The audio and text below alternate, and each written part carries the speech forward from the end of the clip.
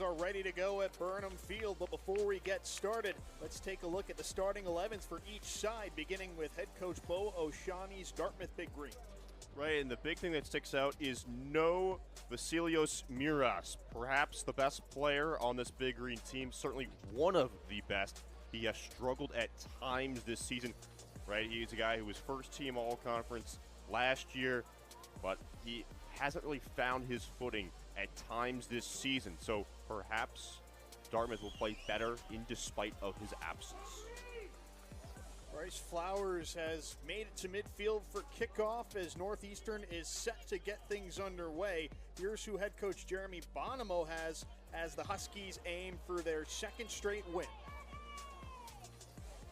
Northeastern, a team that likes what they have so far. Look out for Matthew Morris, Bryce Flowers, like you mentioned, number 11, to play well tonight. Off we go, Northeastern and Dartmouth in this New England non-conference matchup with Ivy League play right on the horizon.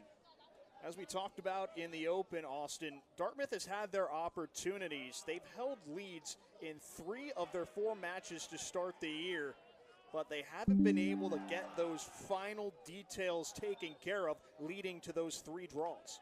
Right, and as we already have a Big Green player down, not even 35 seconds in,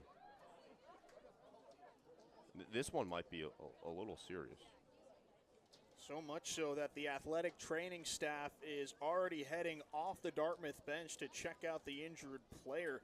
Molly Prisbaki is right to work. Clock stops with just 31 seconds gone by in the first half. I wish I could say what happened there, but my eyes were where the ball was going. As you see, Ollie Spicer in conversations with Morris Matthews. But just a brutal start to this one for Dartmouth, and you hope he's okay, but he's still down on the ground right now. You just mentioned no Vasilios Miras tonight. This would be another big blow for this Dartmouth team, still trying to figure out the right combination to take into Ivy League play.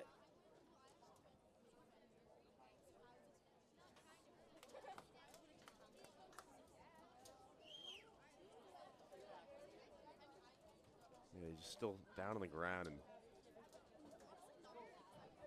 gosh, you just feel for him. You know, all juiced up, ready to go back at Burnham. First time in a few days, trying to knock off the rust from the Merrimack tie.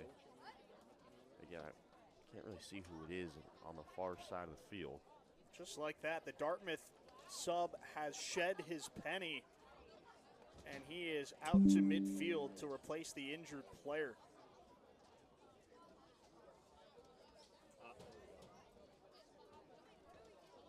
This is the last thing you want to see, especially this early into a match. Trenton Blake, the man down for Dartmouth, a big loss in that, and it's Noah Sams' replacement early on. Just 41 seconds into this match, head coach Bo O'Shaughnessy already has to turn to his bench, and one of his impact players takes a big knock. I mean, Trenton Blake, he's beyond an impact player. He's like the heart and soul of this Big Green team.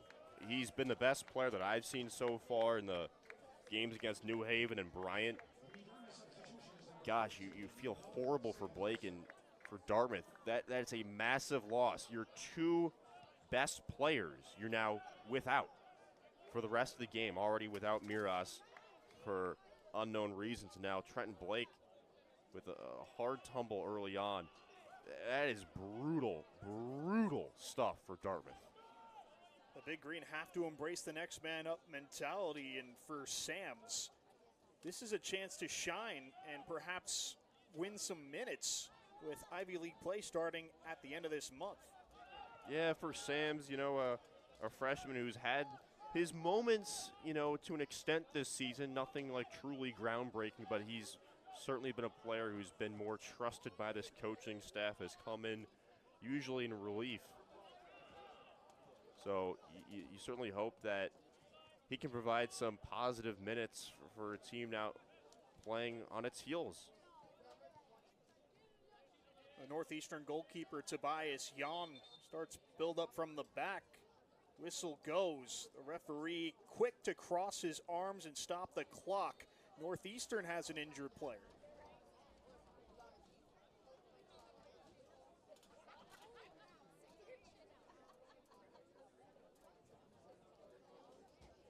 Dartmouth has already had to go to their bench once. Perhaps Jeremy Bonomo will have to do the same. The terrible start for both teams. Man, I don't know what's going on, but just not what you like to see. It looks like that was Christoph Schertz, 29 for Northeastern, who got banged up. Sure is a big part of this Northeastern back line. Came with Coach Bonomo from a Horizon League champion Green Bay squad, and he'll be relied upon to anchor the defense.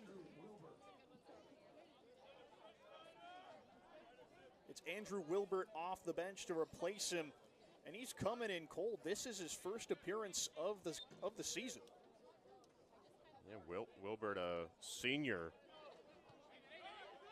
certainly a hard worker and a trusted member of this Huskies team. Ethan Leary lobs one over the top. Dartmouth wins the aerial battle. Ball still free around midfield. And the Huskies will regroup in their own end.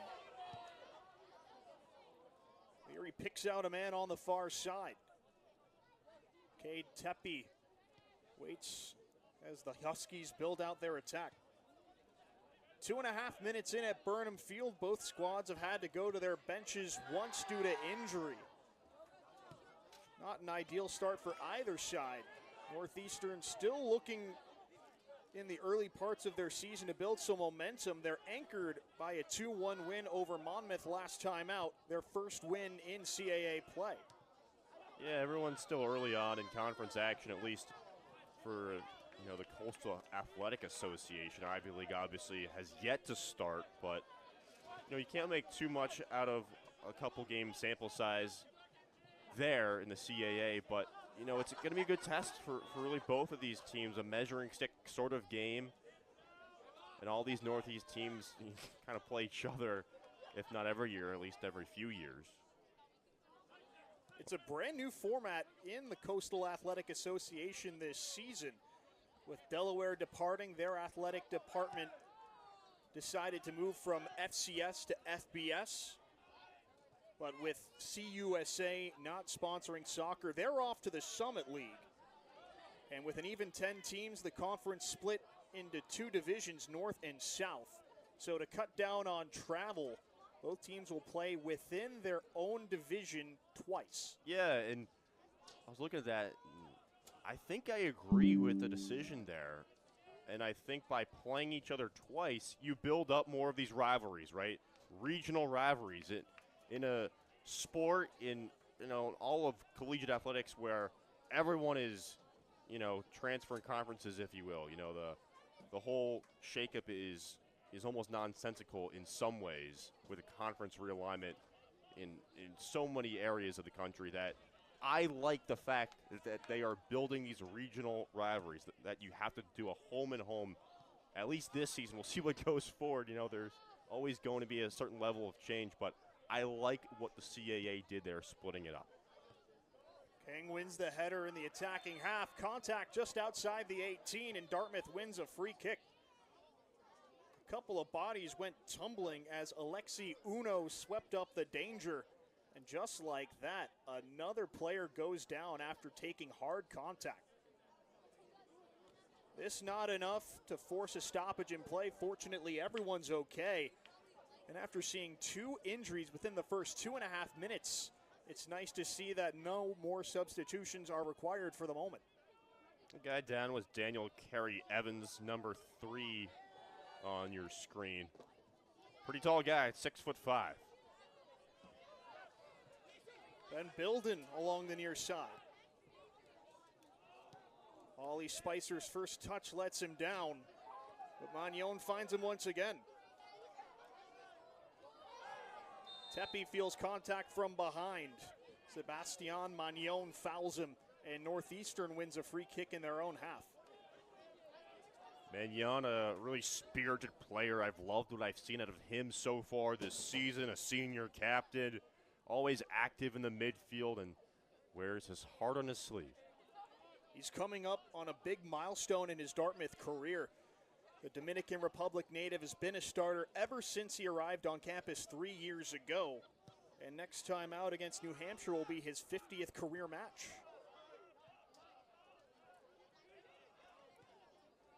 Leary settles things down for Northeastern.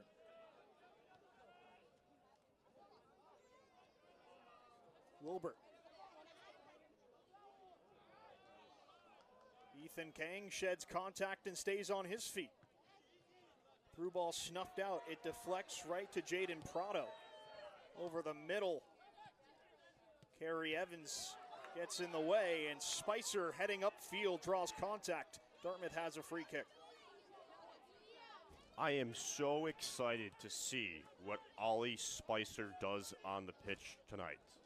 We saw the goal in the open, the sequence that he had last time out against Merrimack, the lefty winder, if you will, off the free kick. But Bo O'Shaughnessy couldn't say enough great things about Spicer, and it's honestly super sad that we can't see him play tonight alongside Trenton Blake and Vasilios Miras, because that's a big three that is one of the most dynamic, talented big threes you will find in not just the Ivy League, but among many conferences in America. He's a breath of fresh air to a team that's narrowly missed out on the Ivy League tournament each of the last 2 seasons. They only missed out on 4th place by 2 points a year ago, and perhaps that extra creative juice in the attacking third will help turn the near losses and the draws they've had at the start of this season into wins that'll get them into the tournament for the first time in program history. Northeastern presses the Dartmouth back line. Flowers can't win the ball off Kerry Evans. The freshman shows off some strength in his first collegiate start.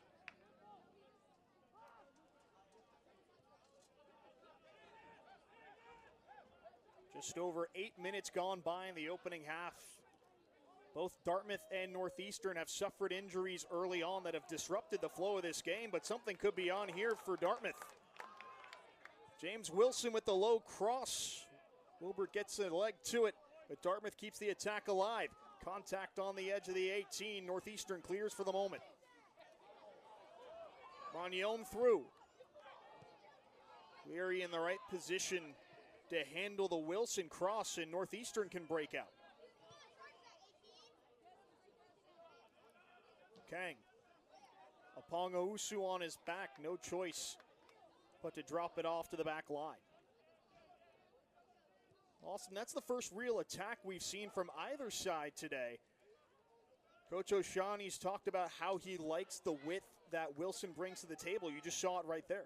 Yeah, Wilson's a really solid player, always involved, especially on the right wing. O'Shaughnessy said he's always engaged in the attacking force. Him and Sam Fenton. Fenton's a player I've been tremendously thrilled with this season. Another one of these staples of the program, multiple years with the Big Green. But, yeah, Wilson, another captain of this Big Green team, another guy who plays hard all the time and never leaves anything on the field. He's an all-out type of player. Tepe dispossesses Aponga Usu. Here's Kang, the CAA all-rookie team selection from a year ago. The Schmidt flick-on evades Tepe, and Dartmouth can breathe a sigh of relief.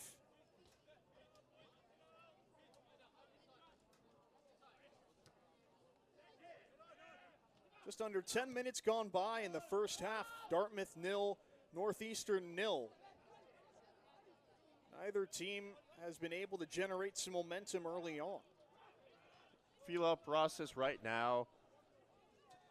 Like you mentioned, Ryan, neither team has asserted itself tremendously so far. Baltonson, number 19 in white, always monitoring these situations. He can spark a mistake, if you will. But, neither team really known for its offense. Both pretty good defensive teams, but they each have their moments, right? And so I think you'll see a score come in the later stages of the first half. Will Schmidt goes down, a tough tackle, and we'll see our first card. Sebastian Magnon goes into the book for a rash challenge. Northeastern is set up with prime real estate for this free kick.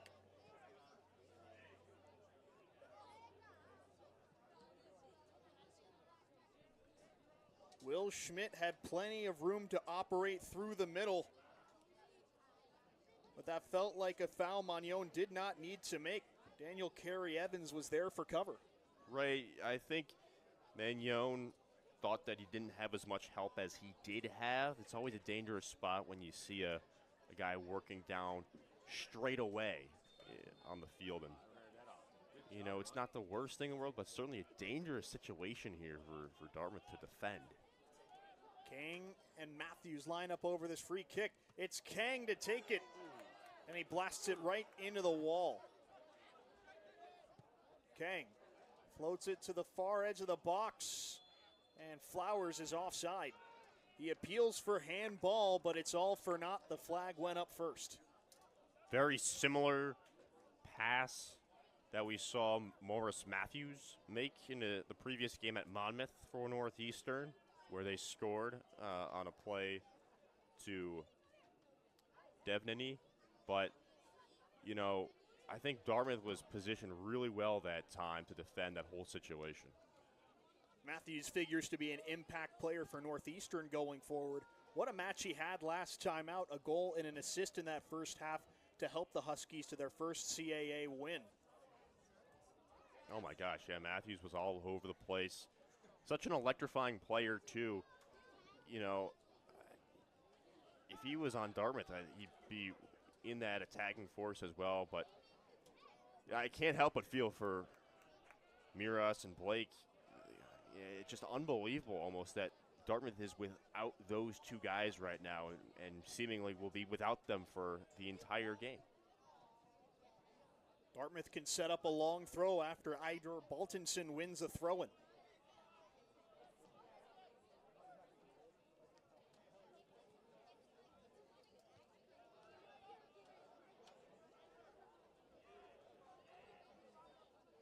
Just over 12 minutes off the clock in the first half. Neither team has taken control. Dartmouth 0, Northeastern 0. Spicer turns away from trouble. Magnon tries his luck from distance, but skies it well over the bar. Funny reaction out of the keeper, Tobias Jan. Just stuck his arms up in the air like a referee in football doing the "it's good" signal for a field goal. That one really stood no chance, but I like Spicer in the middle there being creative. After taking over for the injured Christoph Schurz within the first couple of minutes, Andrew Wilbert heads right back to the bench. Anthony Rappo, his replacement. And Schurz back in. Check that, it is Schurz. Good to see he's okay to continue.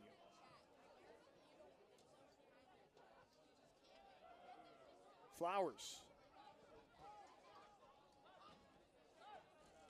Wilson beats Tepe to the ball. He's got options along the near side, looking for Spicer. The through ball just out of reach. Builded. Gives it away on the edge of the 18. Oh, that was such a good chance for Dartmouth. Bilden had an opportunity. Maybe if he shot it on the empty net, maybe they could have done something. I think the pass was a good idea too, but it could not connect. Excellent awareness from Carey Evans there. Flowers was running in behind if he didn't intervene. Here's Spicer. Feels some contact from behind. Play on, says the referee. Matty Gardner got all ball.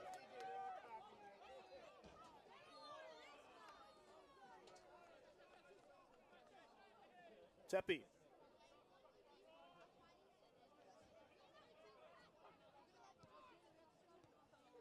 Schmidt.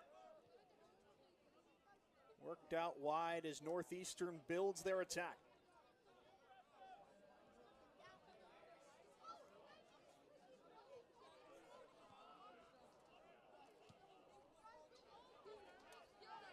Northeastern's look towards that far sideline to generate something offensively, but Dartmouth's defensive organization has stifled anything they threw at them. Uno goes over the top of Matthews that time. Northeastern wins a free kick. Right, and to your point, Ryan, this Dartmouth defense has been really good for many stretches this season, and Coach Bo Shawnee mentioned to us how in the normal flow of action, they've only conceded 2 goals all year, right? They've conceded 6 overall, but just 2 in the normal flow, and you can see how frustrating that can be to opponents. King floats it towards the edge of the 6. Flag goes up on the far side. Northeastern is offside. He also mentioned how set pieces have been their kryptonite, free kicks especially. Northeastern's had a couple chances early on, but Dartmouth has done well to defend. Right, every coach will harp on the set pieces, but for Dartmouth, that was an issue for them last year in their quest to finish out games that they fell short in multiple times. It's such a game of inches, right? And all the details matter, and that, that's another buzzword that Coach Bo used with us, but it's actually very true in this case with his team.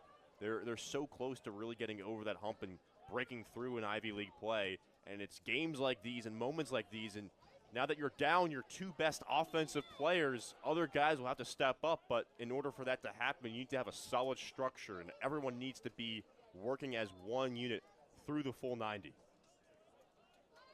Dartmouth quickly restarts following the Northeastern foul. We're through the first quarter of an hour at Burnham Field. Dartmouth 0, Northeastern 0. Tepe races away from Bilden. Assesses his options. Plays back for the center back, Gardner. This is a homecoming of sorts for him tonight. A Norwich, Vermont native, less than an hour away from here, and his family has come out in droves. Yeah, great to hear the applause from this part of the crowd, who's actually just in front of us here, just beyond the press box. Gave a nice roar in the pregame introduction, and a lot of players you would figure with being so close to the Vermont line, you would think a lot of players would play here, but it hasn't normally been the case. But we saw the family here well before the game started, and Northeastern as a team actually arrived here yesterday to get themselves acquainted to Hanover.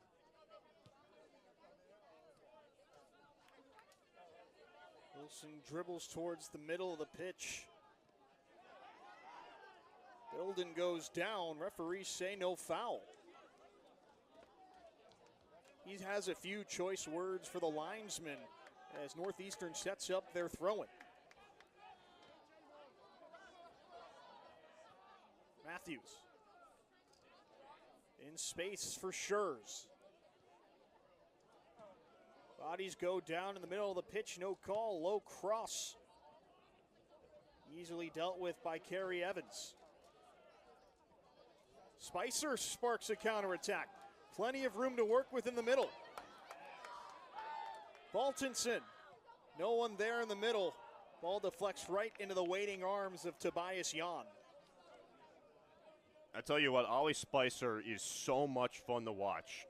He is electrifying as a word. That's the word that Coach Bo used and a word that I will use today and probably several times, to be honest. When he has had the ball so far today, it's been, 3, 4, maybe 5 times. Good things have happened. Every time he makes a good decision, and that is such a critical thing. Soccer is a game of decisions, instincts. Ollie Spicer has all of it.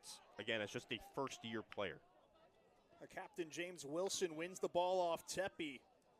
But he whiffs on the clearance attempt. Northeastern has a throw from a dangerous position. This is where Merrimack got their lone goal last time out off a long throw routine. This time Northeastern goes short. Tepe's shot deflected out of play. They've got the match's first corner. Almost shocking. It's been nearly 20 minutes and this is the first corner. Their set-piece specialist, Ethan Kang, goes over to take it. 4 assists last season, led the squad. He just recently came up with his first career goal. It's caught Hofstra back on September 6th. Can he come up with a delivery to break this scoreless deadlock early on? King floats it in towards the far post. Ball is free. Shot denied. Jaden Prado was first to it. Northeastern wins the second ball. Flowers takes an errant touch. Magnon has space to break out, but Leary quickly closes him down. Kang. Carey Evans snuffs out the cross. Danger not over yet for Dartmouth. Will Schmidt tries his luck, and he's nowhere close. Austin, that's Northeastern's first sustained pressure of the match, but it felt like Dartmouth had that covered. Right. There was good push by the Huskies, multiple solid efforts, but I got to shout out Carey Evans. Being that tall, and he timed it up well in that second opportunity there, the crosser from near side into the box. He got just enough on it. If that went over his head, that would have been a very dangerous ball for the Big Green to defend. It would have landed within the box, and it could have been a one-timer. It's a tough ask to float the ball over top of the 6'6" center back. This is a big moment for him tonight. Did not play in either of the first 4 matches of the season, but he gets his first start. Spicer works through a crowd, goes down and wins a free kick. That draws a round of applause from the Dartmouth faithful. The electrifying first year has been the one-man wrecking crew in this Dartmouth attack. This dude is a wizard. Honestly, this guy might be the best player on the team all of a sudden. Clearly, he's the best player on the field right now. Out of all the healthy guys on the field right now, Ollie Spicer is the best player on the field. Not many people can make that out of the situation that he had. And this free kick is within range. He curled one home from about 20 yards against Merrimack. Yeah, you're right. Awfully similar spot. We're not, different spot on the field, but a similar setup, if you will. Rafael Apong-Owusu also in the mix.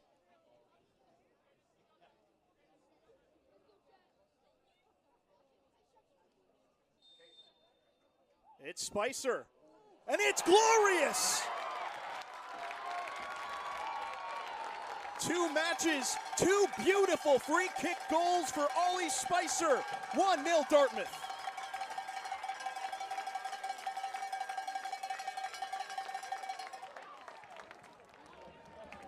That was sensational.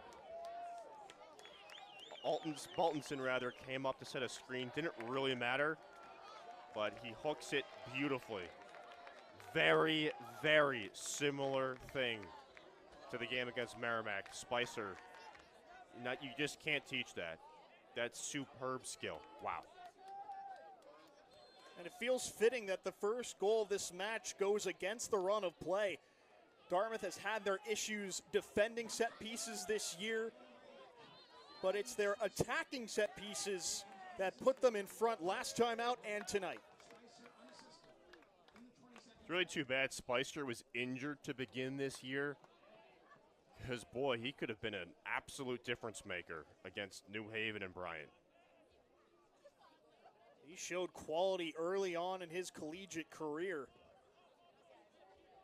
He figures to be a big part of the Dartmouth attack for the next 3 seasons. Northeastern now needs a quick response. Prado, the Green Bay transfer. Cuts inside of Wilson. He can't get enough on the pass. Magnon there to intercept. Gardner wins it back. Left-footed strike, nothing on it. Shai Cerrone had a lot of sting taken out of that shot.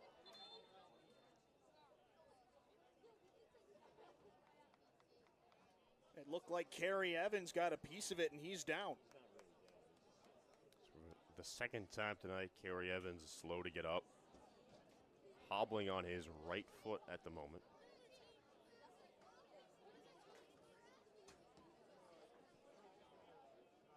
That forces him off the pitch. Athletic trainer Molly Prisbaki is earning her paycheck tonight for sure.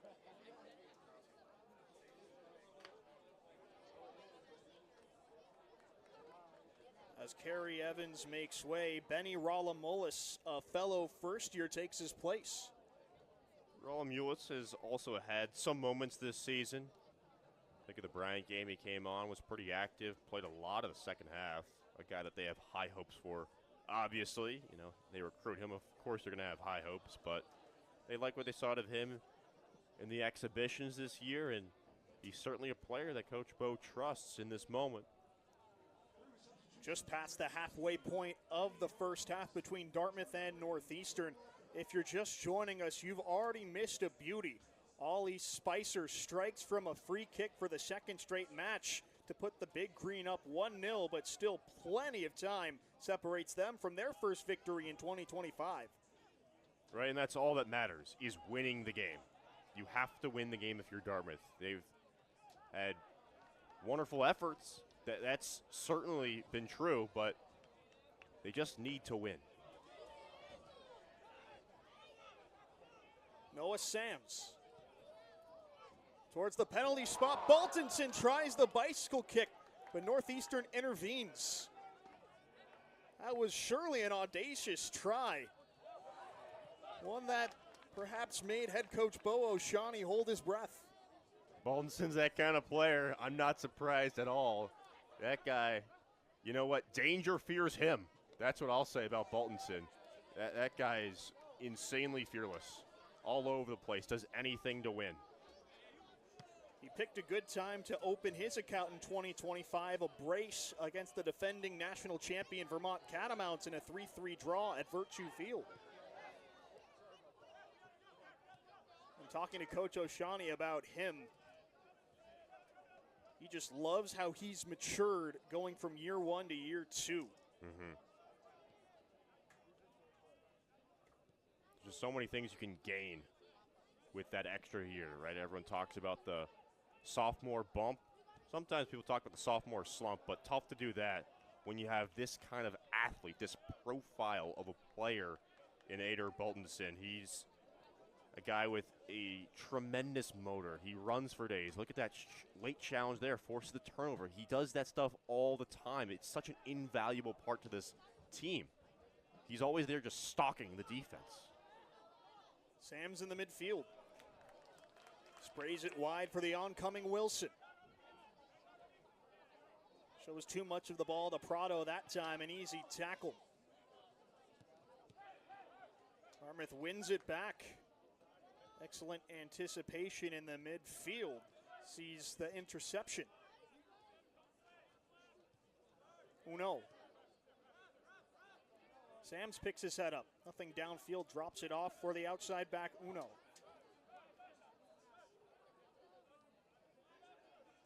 Rala Mullis.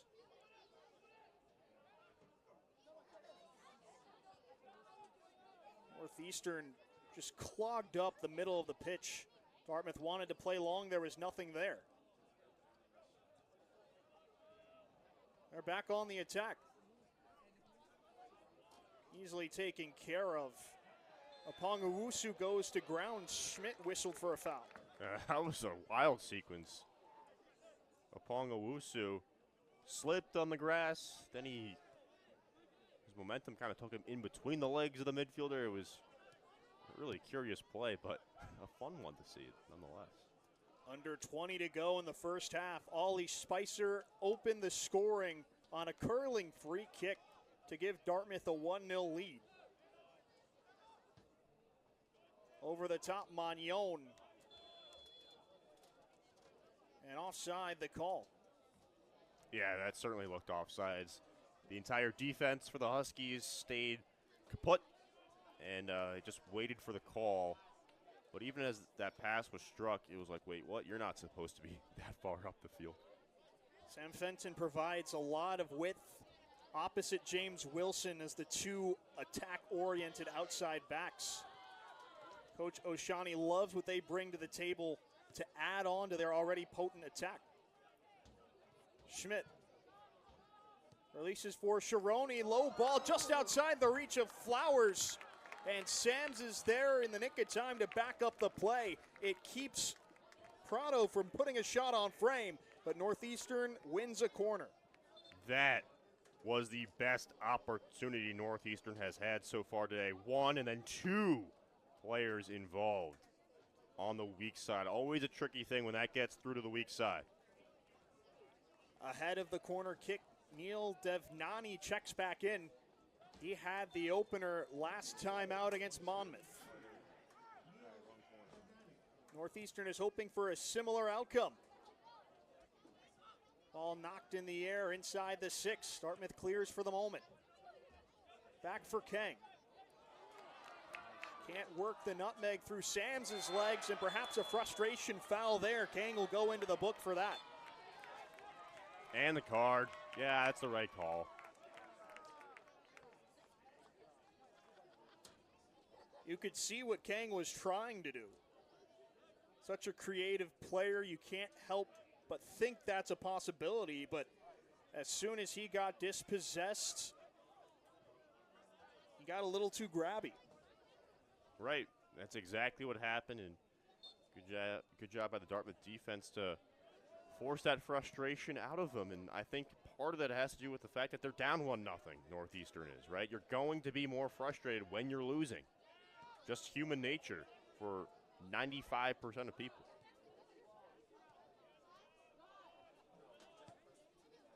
Kang sprays it wide. Schurz has plenty of room to work. Back for Kang in midfield. He has to be careful with a yellow card to his name. Tepe. Sam's jockeys for space with him, but he releases outside Schurz. Dartmouth clogs up the space in the 18. Northeastern can do no more than switch sides. Prado towards the penalty spot. Flowers can't get there, and he's called for a push-off. The Penn State transfer whistled for the foul with under 16 to go in the first half. Good ball, good spot, but yeah, once again, a little too grabby for the Huskies. Dartmouth playing strong, but it does feel like they've shown some signs of weakness in the last few moments. Nothing too alarming at this point, but Dartmouth hasn't been on the attack in quite some time. But that's the natural, ping pong action of these soccer games, right?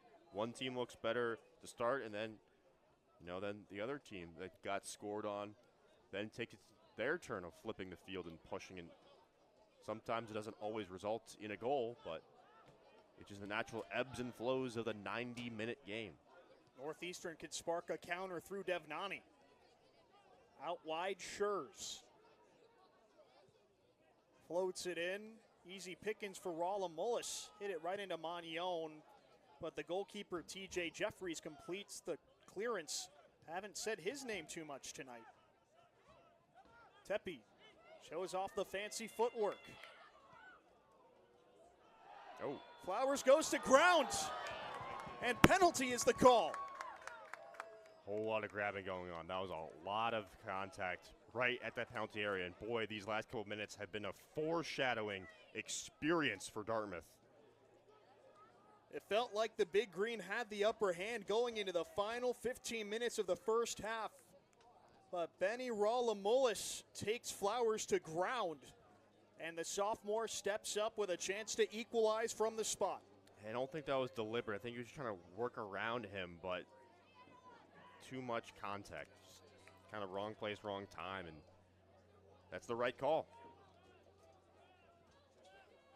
Flowers had a goal in his Northeastern debut against Holy Cross.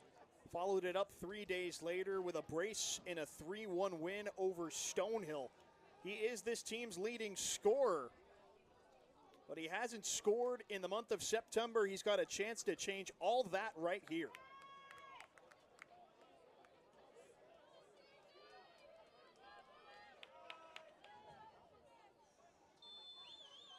Flowers. Cool as you like. A perfectly placed penalty levels the score.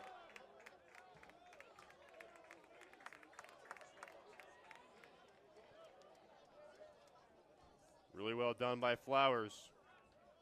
Like you said, composed.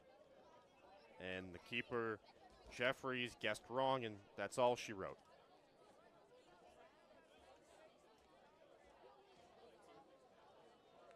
Just like that, we're back on level footing with less than 15 minutes separating us from halftime.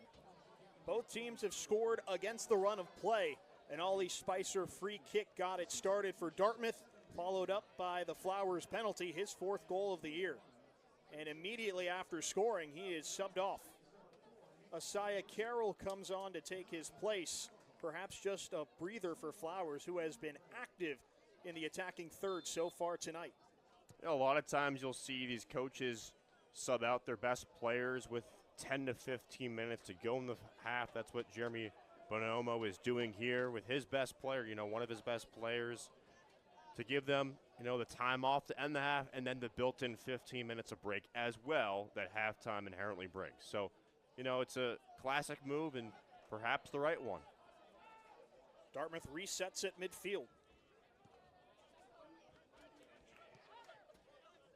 One-touch passing finds the feet of Cameron Brain, the former Arsenal Academy man. Spicer goes down. Dartmouth wins a free kick. Schmidt called for the foul. Brain wants to move quickly. Northeastern takes away any forward options. He has to play back for the outside back, Uno. We are all knotted up at 1. Bryce Flowers converted from the penalty spot moments ago. That neutralized an Ollie Spicer free kick.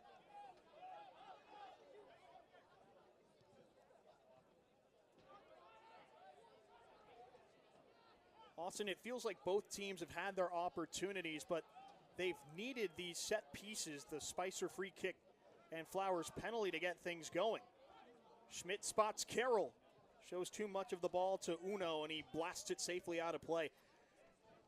Both defenses have been so organized early on. What do either of these two teams need to do to unlock them? Well, I'd say keep playing as a team. Ollie Spicer for sure is a player for Dartmouth that, with the offense going quiet, you mentioned his name just a moment ago.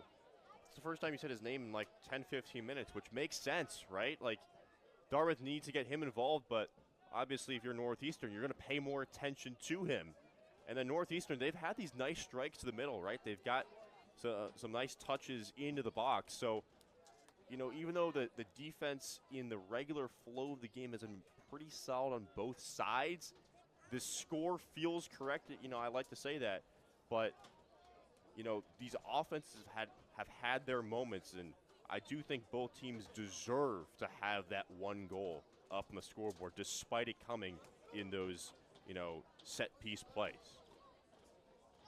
Still some time left to wrestle a lead into halftime. And that's exactly how Northeastern picked up their 2 goals in their win over Monmouth. Neil Devnani opened the scoring with just over 11 minutes remaining in the first half. And shortly thereafter, Morris Matthews uncorked that strike to double their advantage.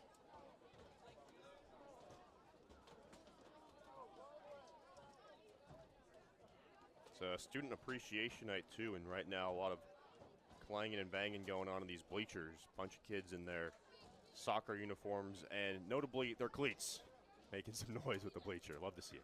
Looks like they're warming up. They're like, Coach Bo, you need a sub? He's like, nah, probably not. If they show him something during their halftime game, perhaps they get their name called to sub on in the second half. Yeah, I think a lot of these kids, you know what? If they can study the film and the play of Ollie Spicer, that'll be a productive night for the kids, because what he does on the field is quite frankly mesmerizing. Still just a teenager. He's a good role model for them to have. That's wild. That's crazy to me. Waltonson through the middle. His through ball had too much juice, and Northeastern clears. Only as far, though, as Brain. Sam Fenton goes down. Free kick, Dartmouth.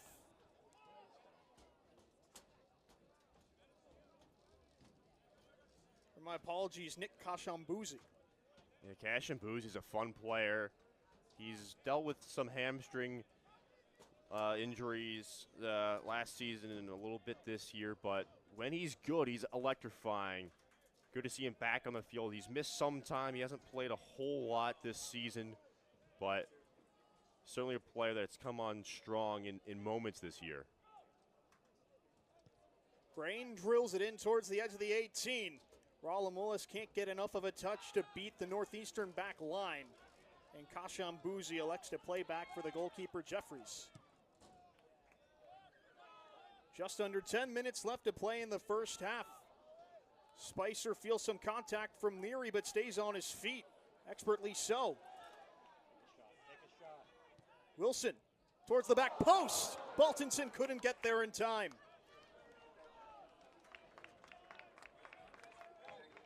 Wilson nearly put that cross right on the money. Dartmouth was mere inches away from reclaiming their lead. That was such an awesome moment for Dartmouth, and it all started with Spicer with his wizardry again, looking like Messi, just weaving in and out of defenders, and just a great ball by Wilson, to your point. And Baltinson was, oh my gosh. Those are, honestly, with the absences of Trenton Blake and Vasilios Miras right now, the three-man combo of Spicer, Wilson, and Baltinson is probably your best bet in terms of guys who can make things happen for the Big Green from an offensive standpoint. It's hard to argue that, especially the way Spicer has played in this first half. Oh my God, yeah, this, I'm just mesmerized. Every time Spicer has the ball, you just know something great's gonna happen. He's so much fun to watch. Schurz over the top. Ralamulis does just enough to push the oncoming Carroll off the ball. As for Northeastern, he has a chance to impress. Spelling Flowers, the goal scorer tonight. Head coach Jeremy Bonimo wants to keep him fresh. It's Carroll's job to lead the line for the rest of this half. Contact right in front of the Dartmouth bench. The Big Green win a free kick, and clock stops for the injury. It's been a physical match through the first 37 minutes. Neither team has been shy to throw the bodies around. Right, as is often the case with men's soccer as a whole. And obviously, the game began with what happened to Trenton Blake that, we couldn't see in real time on the far sideline, but that certainly overshadowed the first few minutes of this game, and you certainly hope Blake is relatively okay. And, you hope you can get him back for Ivy League play for sure if you're a fan of the Big Green. Tepe. Spot Schurz making the run on the far side. Floated cross towards the 6. Jeffries can't claim it initially, but picks it up on the second time of asking. And he is down.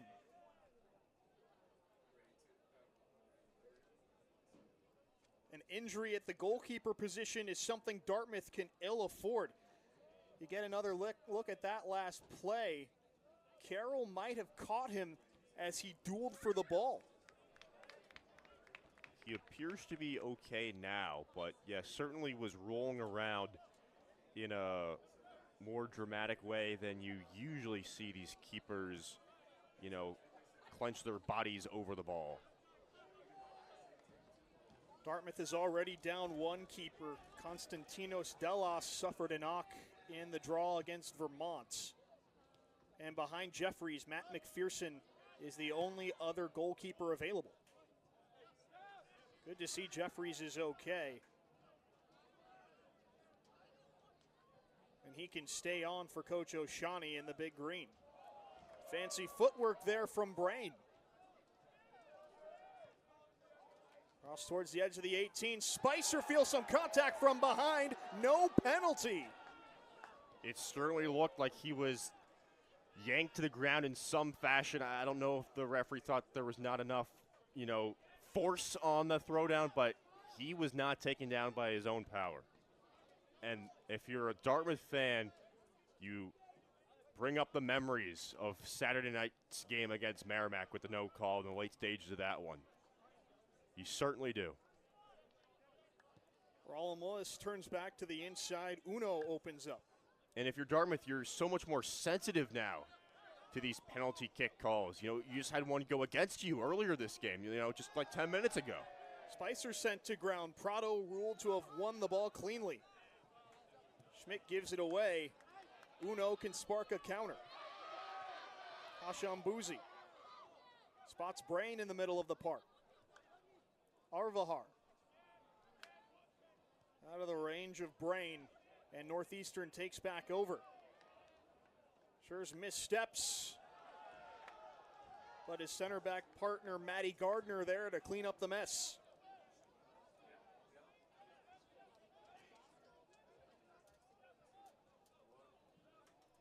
Just under 5:30 to play in the first half. Both teams unwilling to give up an inch. You get a look at that last penalty shout. Spicer and Morris Matthew just got tangled up at the top of the 18. Dartmouth lines up for the long throw.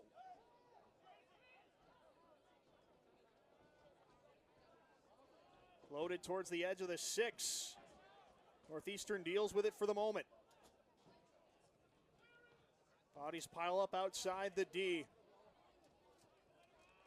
And then Fraser Brown wins it cleanly for Northeastern. Tepe.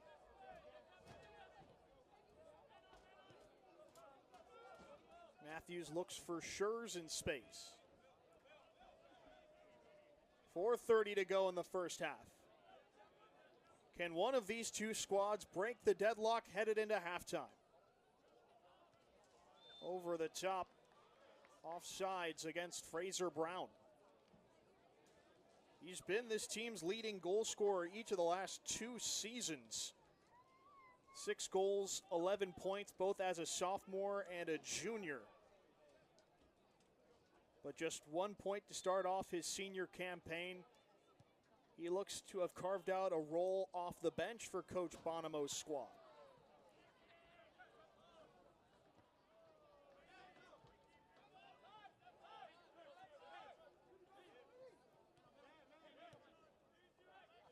Uno. Into space, Rala Mullis. Northeastern forces Dartmouth to retreat. They're content to play out through the back.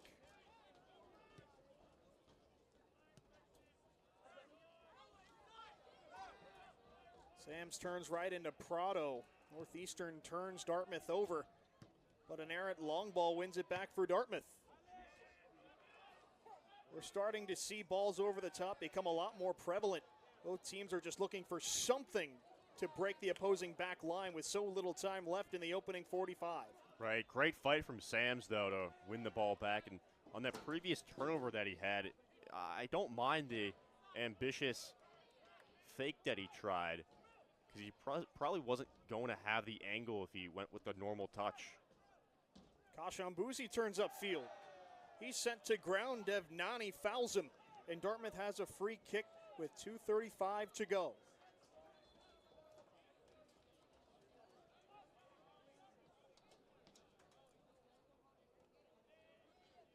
Second time we've seen Kashambuzi knocked to the ground, but pops right back up. And guess who? Ollie Spicer lines up over this free kick. He's already shown off his ability to score off set pieces. This is a chance to showcase his delivery. Towards the edge of the 6, and it trickles in.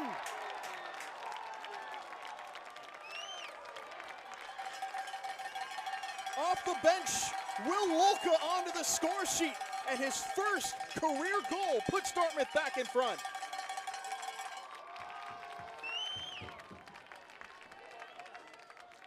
I think Dartmouth should just try this whole set piece thing with Ollie Spicer every single time they can. Like you said, what would be the delivery? Oh, just a great delivery and tremendous concentration by Will Wolka. Oh my gosh. That's perhaps not the way he was expecting to score, but I guarantee you it's a first goal he will never forget. Oh my gosh, yeah. It wasn't the cleanest goal of all time, but it got the job done. And the keeper, Jan, was like, what just happened? How did that sneak through? Sometimes it's the miss hits that have the best success, Austin. Sometimes, yeah, just hit it at all. Just put the ball on net. Good things can happen. Loka can attest to that. Less than 90 seconds to play in the first half. Dartmouth looks like they have the edge going into the break. Leary. Over the top towards Brown. Spins away from one. Knocked back for Prado.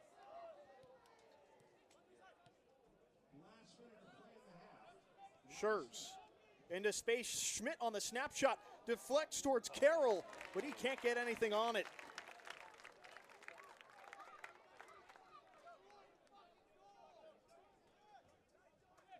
That's TJ Jeffries' first save of the match, and it comes at a critical time.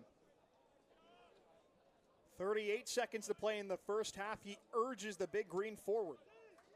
Perhaps time for one last attack before halftime. Arvahar flicks it on. Out of range of Spicer, but Lolka wins it on the second attempt. Sams with 20 seconds to go. Spicer and Leary collide, and it's deflected off Spicer. He took exception to that sliding challenge.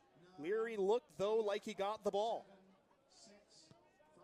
He lumps it long with 5 seconds left in the first half. That will bring an exciting first 45 minutes to a close. Austin, it was all about the set pieces in the first half. Dartmouth strikes twice to take the lead. Always Spicer, a man amongst boys, even though he is just a teenager, like you mentioned. Both goals coming off of his left foot, or the second one leading to a goal. Just really well played first half of the Big Green. Perhaps their best half of soccer so far this year. We're halfway home at Burnham Field. Dartmouth has the edge, 2-1 at the break.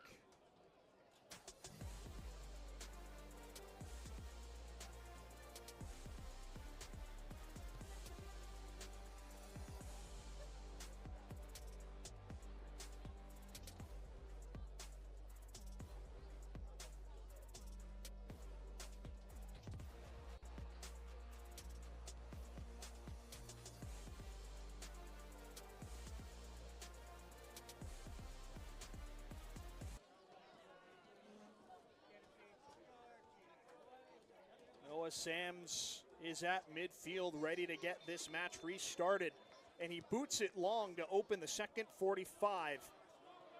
A coffin corner kick to the near corner flag, and Northeastern will take over possession from well inside their own end, to borrow from American football terms. Right, yes.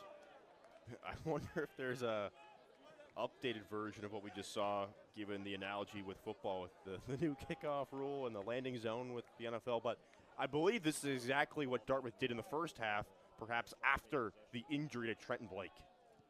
It's also how they restarted play after the Bryce Flowers penalty. They elected to, again, borrowing from football, pin Northeastern deep and make them start off their next possession from deep inside their own territory. Yeah, clearly a strategy that Coach Bo wanted to go with, and starting out with Kashim Boozy here in the second half, number 4 in white. Wonder what spark he can give to this Big Green team as he came on in the first half, about halfway through, provided good energy. But really the man to watch, like we've been saying all day, is Ollie Spicer. The kid has been sensational so far today. He's got 3 points, both coming from set pieces, 1 goal and 1 assist to set up Will Lolka's first career tally, and that's the difference maker so far at Burnham Field. And I believe Spicer starts this second half on the bench. Gardner floats it in. Easy pickings for Benny Rala-Mullis as Dartmouth thumps it clear. This is something Coach O'Shaughnessy has talked to us about, squad rotation in the non-conference. Whistles go as Gardner tried to creep up a few extra yards ahead of the throw-in. He made, again, to borrow from another sport, this time hockey, a line change about 15 minutes in against Merrimack. Yeah. And again, I'm borrowing from another sport, this time basketball, use load management to keep these guys fresh ahead of the Ivy League campaign. Probably not good PR for basketball if the association with them is load management. Well, in college, I don't think that's as much of an issue. Yes, you're right. Ball played over the top. Too much on it for Ben Bilden. And Dartmouth nods it out of play towards their own bench. We are still yet to see a goal from open play tonight. Dartmouth, throughout the first 4.5 games of the season, has been good at limiting opportunities just in the flow of a match naturally. And while they've struggled defending set pieces to start off 2025, they've been very good in such situations tonight. Dartmouth feeds it through. Douglas Arvahar is marginally offside.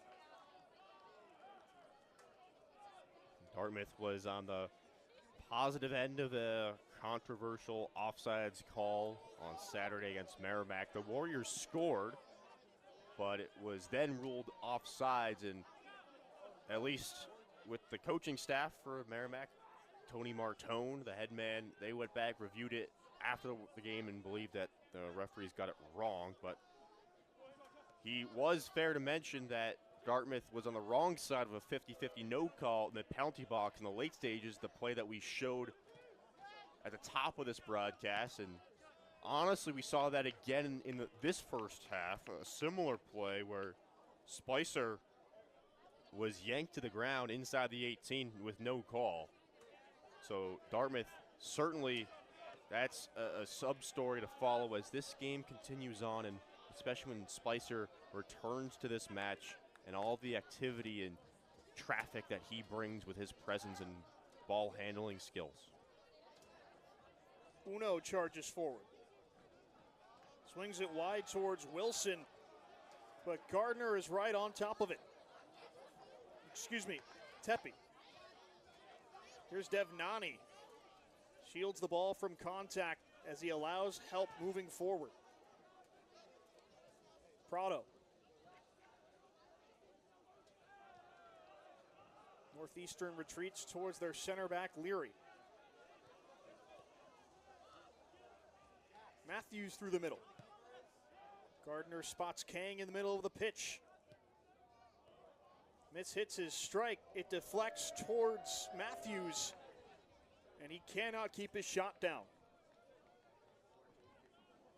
Oftentimes we'll see a situation like that, right? A player gets a little too excited. Maybe it's their first shot of the game or first shot in several games, and don't get that knee disciplined over the ball, and it really sails on them this time. Into the trees here at Burnham. That's a strike Matthews is not afraid to take. He scored from around 30 yards out against Monmouth last Saturday in what became the game winner.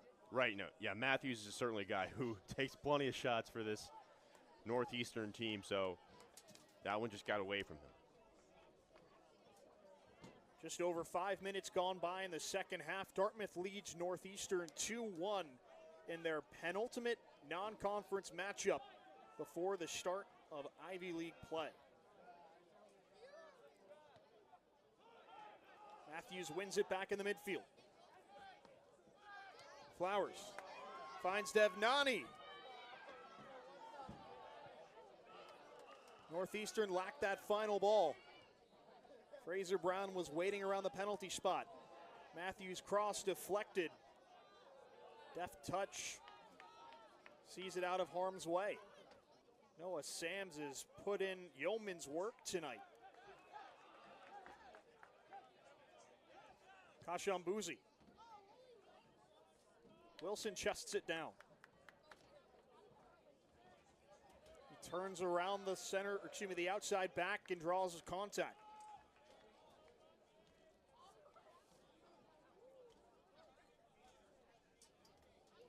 With Spicer on the bench, Brain steps up for the set piece. Right, yeah, Brando, guy who got extended run in the first half, had a wonderful spring, and is one of those guys that's been plugged into the midfield this season. He floats the free kick towards the edge of the sixth, right into the waiting arms of Tobias Jan, and he's quick to restart. Prado thumps it long, out of the range of Flowers. But Matthews first to the errant header. Devnani. Drops it off for Wilbur. Dartmouth quickly retreated and shut down a potential Northeastern counter. I've been impressed by this Dartmouth defense today. Bilden wins it back in the midfield. Something could be on for Dartmouth. Arvahar forced out to the edge of the 18. Lolka. Just wide. Jan may have gotten a touch. Will Lolka's confidence continues to grow early in the second half. That one had some zip to it. Great angle, really a bad angle, but he made it a good shot. Tremendous effort out of Lolka. And got to give some credit, too, to Ben Bilden to not force the issue. It might have been Arvahar, but to not force the issue and make that pass. Brain lobs the corner towards the edge of the 6. Leary the only one around, but Dartmouth hunts down the second ball. Kashambuzi.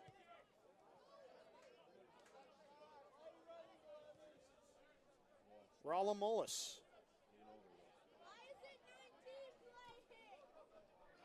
Wilson has space. Low cross. No one there on the other end. Kashambuzi can't take down the Northeastern clearance. Flowers protects from Ralamolis and wins a free kick. King takes it quickly, but too quickly for the liking of head referee Victor Borges. Yeah, he looked at King and was like, he just shook his head and was like, nope, you cannot do that. Not on my watch. Funny moment. King has shown his frustration a couple times tonight. Certainly. His emotions got the better of him for on a needless foul that resulted in a yellow card. But that's really the last time we called his name.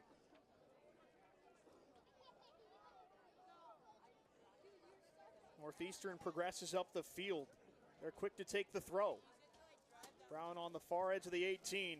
Prado lofts it in, but right to the waiting head of Sam Fenton.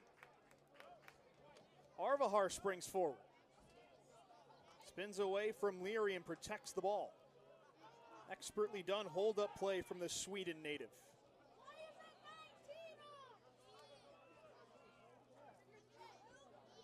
Ten minutes gone by in the second half.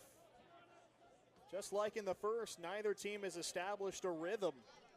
And Dartmouth continues to lead it 2-1. Devnani spots Brown. Back for Wilbert at midfield. And again, impressive that Dartmouth has had this effort tonight without two of their best players, Vasilios Miras and Trenton Blake. Quick give and go. Tepe finds Flowers back to goal. Chips it towards the penalty spot. Bodies crash, but play goes on. Brown switches into space for Gardner, but play whistled dead for a Dartmouth man down. Ooh, and a Northeastern player down. Maybe there was a collision. Looked like a couple players for either team went after a cross, and neither team landed well. Out comes Dartmouth athletic trainer Molly Prisbaki to make sure everybody's okay.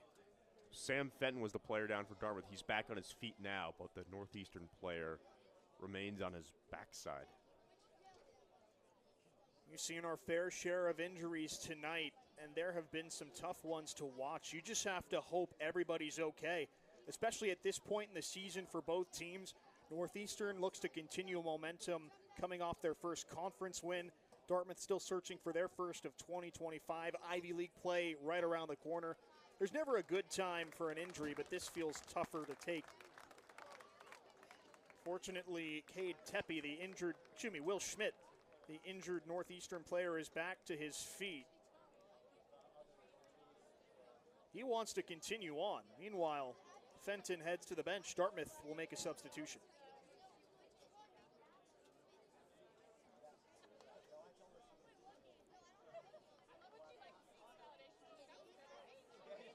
perhaps despite his wishes, Schmidt makes way himself. After being checked out, it looked like he was just trotting back into position.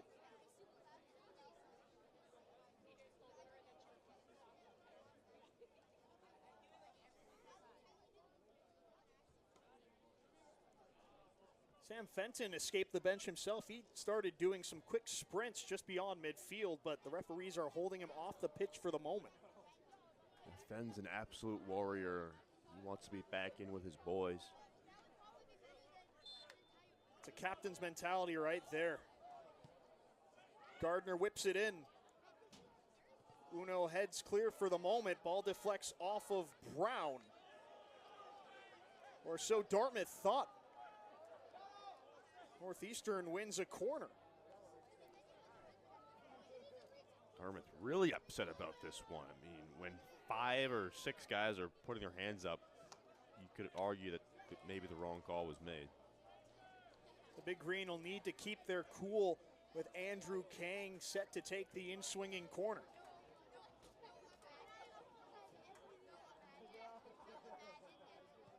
Kang goes towards the near post. Dartmouth deals with it for the moment. Back out for Kang along the far sideline. At the edge of the 18, Brown can't protect the ball, and Dartmouth clears.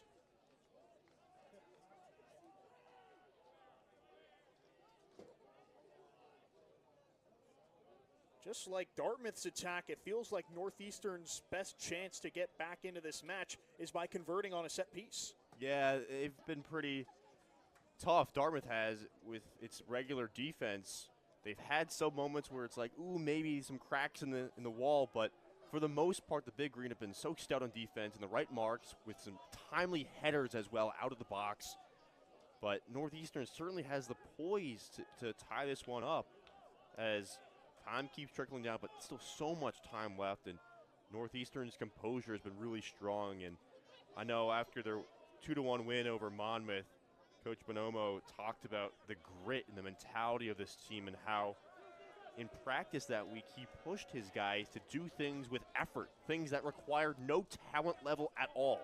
And finally he got to see that on the field in that victory in New Jersey, and he believes that that can continue this season. And so far today, I would argue that there has been some good grit by the Huskies, but obviously they might need a little bit more to push past this pretty good defense by the Big Green. And they still have over a half hour to equalize. Tepe tries his luck from distance. Safe hands from the first-year goalkeeper, TJ Jeffries.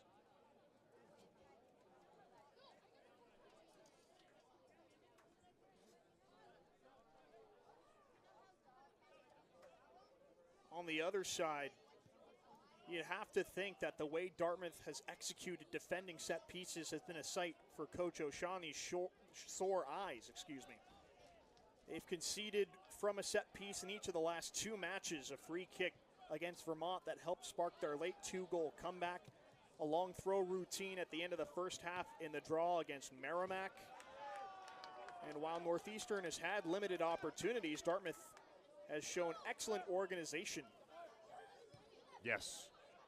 It's been all about the details for Dartmouth and being mentally tough and being in the right spots and, just being squared up a lot too. And they've done a lot of those things tonight. They've been out of character just that one time, you could argue, when they had the penalty kick that Northeastern capitalized on. Gardner whips it in, headed towards goal. Jeffries is off his line, and he beats Dev Nani to the ball in the air. Clock stops for another Dartmouth player down. Perhaps just a cramp here, and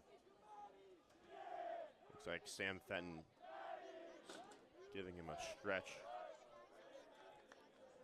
As broadcasters, we tend not to want to speculate about injuries, but the way Dartmouth reacted to that, Austin, I think that was pretty spot on. Noah Sams was cramping, and up steps Captain James Wilson to stretch him out. Yeah.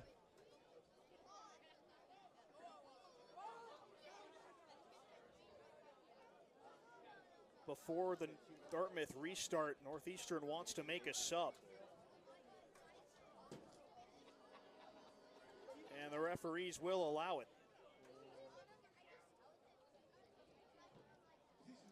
Kate Tepe checks back in for Northeastern as they chase this match. Shai Cerrone the one to make way.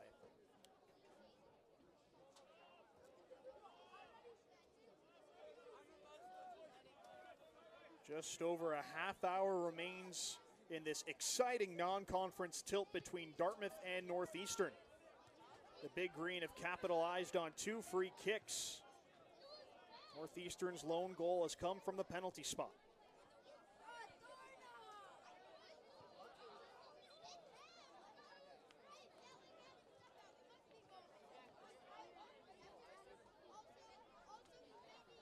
Northeastern restarts with a throw-in.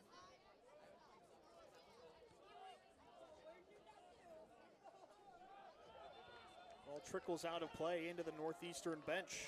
A tremendous pursuit by Kashim Boozy. He read the whole play, so he pursued it with the poised aggression and knocked it away. Good job by him to read what was going on, react, and execute the play. Ball's free in the midfield. Lolka the first to it, but can't take a clean touch. Northeastern it up. Devnani runs into pressure. Fenton dispossesses him. Through for Arvahar, he is offside. The Dartmouth press has forced Northeastern into some tough decisions, and they nearly pounced on a bad pass. It began with the angle that Lolka took. Remember, he was the goal scorer, does more than that, obviously. He did not over-pursue the ball. He read the angle well, and therefore, Sam Fenton was able to intercept it and nearly made a wonderful play. And here we go again, right? Here we go with the press. Late whistle, Northeastern picks up a foul. It looked like Kashambuzi put both arms around Wilbert. And he did so right in front of head referee Victor Borges. Matthews turns away from pressure. Brown. Prado skips by 1. Along the edge of the 18, Dartmouth holds their line. Back out for Brown. Cross evades Devnani, waiting at the penalty spot, and Jeffries takes all the time he needs before landing on the loose ball. Yeah, hit him with the little 1-2 hesitation, which I think that's what Bud Crawford did. Oh my God, I'm blanking on his opponent from Saturday night in Las Vegas, but Bud Crawford was, yes, Canelo Alvarez. Good thing you came up with that one. I'm not the one to ask about UFC. That other guy, Mike, but boxing actually. Well, there you go. Yeah, I'm not super into it, but I heard there's a lot of buzz around it, and Alvarez was the favorite, but Bud Crawford did really well. That's a clever ball ahead. Wilson across the 18. Arvahar can't make the right connection. And he took a knock trying to direct that shot on frame.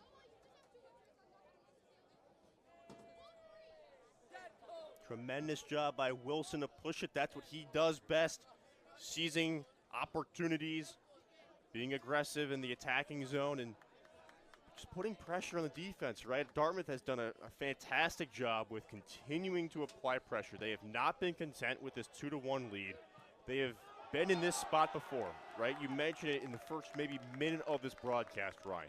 Dartmouth has had leads a lot this year. Remember, they are up 3-1 at the reigning champs 2 games ago and just drew a draw, 3-3. And now we have a yellow card. Looks like Morris Matthews is booked for delay of game.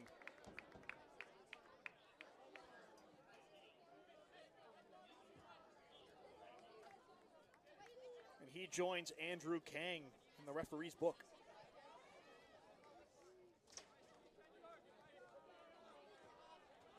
Once again, with Spicer on the bench, it's up to Cameron Brain to provide the delivery. It looks like Spicer's warming up on that far side, but it's interesting that he's not back on the field yet. Still working back from an injury. Brain floats it in. Uno couldn't get the header right, but it trickles towards Sams, who keeps the move alive.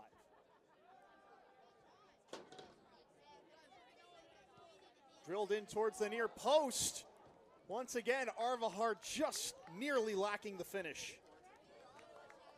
Arvahar has a nose for the nets. He did this whole charade against Bryant, and here he is again, nearly flicking it in. But again, Dartmouth putting the pressure on some more. Northeastern elects to play long themselves. Brown can't run on to the long ball. It feels like we've seen Northeastern take a more direct approach in this second half. The way Dartmouth's back line is played, it feels like beating them over the top is Northeastern's best bet. I agree, Ryan. You're right. It's been a really strong defensive front where they've been lined up and almost like that half-field situation. So beat them in transition is your best bet. But offensively, Dartmouth has done such a good job of pushing in transition themselves. And the more time the Big Green spend time in their attacking zone, the less time they have to defend, which makes them all the more fresher for when they do have to defend. Sam Fenton nearly spearheaded a counter himself. To your point. It's such a delicate balance, I believe. You know, they're really going for this third goal, and why not? But, you know, Northeastern can strike it at any moment. That's a careless giveaway from Dartmouth there. Brown runs into a Kashambuzi challenge. Well done from the sophomore midfielder. Sams races the other way. No options up ahead. He elected to play back, and Dartmouth hands Northeastern possession right back. Devnani waits for bodies forward. Into space, Gardner, but Kashambuzi right there for the interception. And Gardner shoves him to ground. That allows Northeastern to make a substitution. And Ollie Spicer and company look like they're ready to go for the Big Green as well. Will Schmidt, the substitution for Northeastern. He replaces Fraser Brown. Head coach Bo O'Shaughnessy has not yet made his switch for Dartmouth, but it looks like Spicer is in the mix of bodies waiting to take their place on the pitch, as is Idor Baltinson. There's a little pushing and shoving between Arvahar and Gardner after the play. Things are starting to get more intense as we hit the halfway point of the second 45 minutes at Burnham Field. Gang feels pressure from behind. Head referee Victor Borges right on top of that to call the foul, and Dartmouth makes their quadruple sub. Baltinson, Spicer, as we expected, check back in, as do Magnon and Apongawusu. And you have to like this situation if you're Bo O'Shaughnessy. Your team more than survived the non-Ollie Spicer minutes, if you will. And I almost can't believe I'm framing it like that, like he's like an NBA superstar, but I really do believe that Spicer has that level of an impact on the game. Devnani maintains possession through traffic. Dartmouth gets bodies back to force Northeastern to retreat. Apongawusu takes it off of Matthews' feet. Baltinson makes the run, but he's offside. Yeah. Just mistimed his run by a fraction of a second. That's an easy call for the linesman, John Jordan, to make. Saw the whole thing happening. It was a good read, you know, it was a good thought, but when he signaled, hey, play me the ball right here, he was already past both the near defender and the far side defender. A little over 20 minutes remain in what's become a physical non-conference matchup between Dartmouth and Northeastern. The Big Green hold a 2-1 lead thanks to an Ollie Spicer goal and assist from set pieces. Wololka's strike is the difference. Northeastern completes the switch with Prado. Finds his way around Sams. Tepe can't maintain possession and Baltinson takes over. Northeastern has the numbers advantage. He sprays it wide for Lolka. Spicer with Wilbert on his back. Lolka directs traffic. Wants Baltinson at the edge of the 18, but Wilbert in good position to stop the Dartmouth attack. Ralamolis got his arm all the way around Flowers. That's an easy call for the refereeing crew.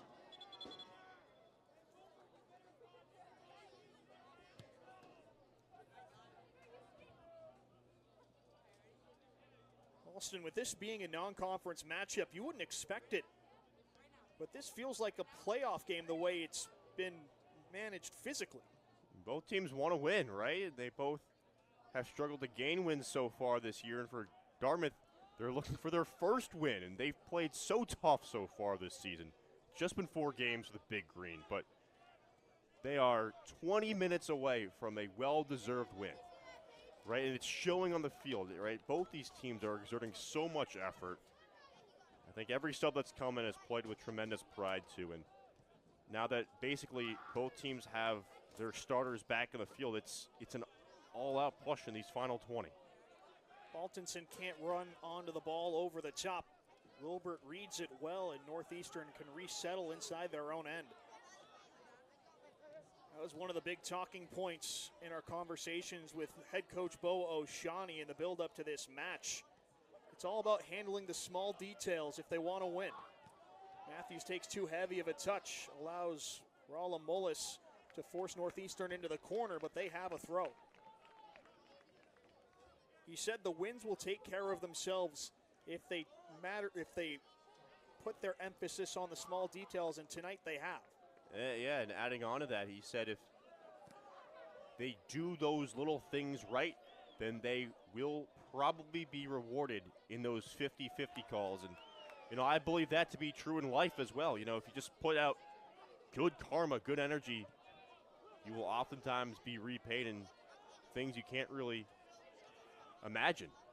And right now this team is performing well, and, you know, again, it can't be overstated. They've lost Trenton Blake less than a minute in. They were without Vasilios Miras to begin this game. So their 2 most talented, proven players out instantly.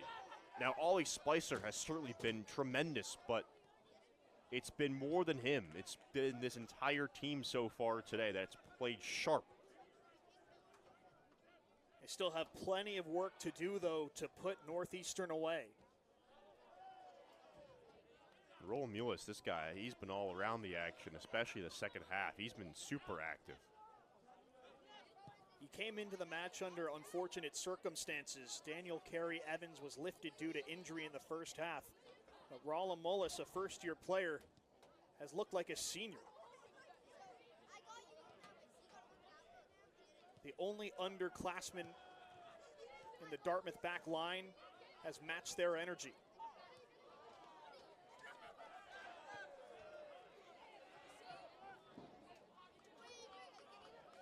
$17:30 to go in the match. Dartmouth leads Northeastern 2-1, but the Huskies are pressing for the equalizer. Well done defensively that time. Uno sparks the counter. He tries to catch Jan off his line, but he hunts down the long shot. I don't mind it. He's thinking, okay, I make this. We're talking SC top 10. But really, that, you know, why not? He's not a guy that is oftentimes on the attacking line. He'll come up for those corners. No calls. Flowers lowers the shoulder. His shot saved.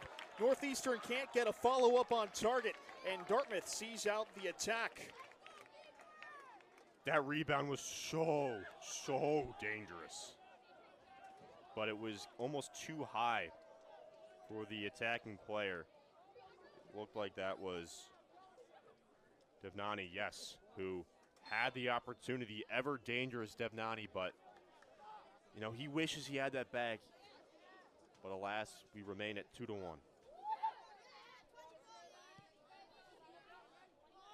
He had the opener on Saturday. What a confidence boost it would be for him if he can find an equalizer. He runs into trouble as Lolka takes the ball off his feet, but his teammate's there to back him up. Gardner deflects it off. Lolka throw in for Northeastern. The intensity is climbing at Burnham Field.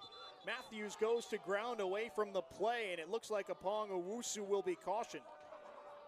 That was interesting. I had my eyes on that one. It was some jockeying back and forth. Apong Owusu, I think, has a real appeal case.